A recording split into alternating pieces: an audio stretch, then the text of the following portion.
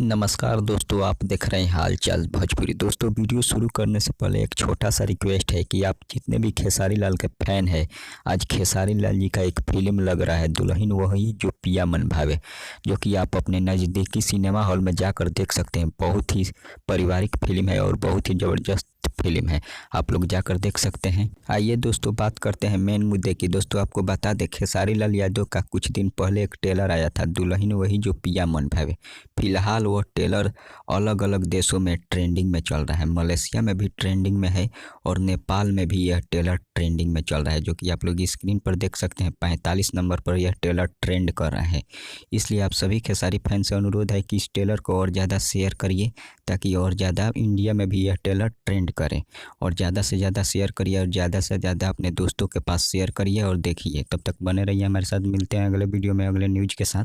धन्यवाद दोस्तों।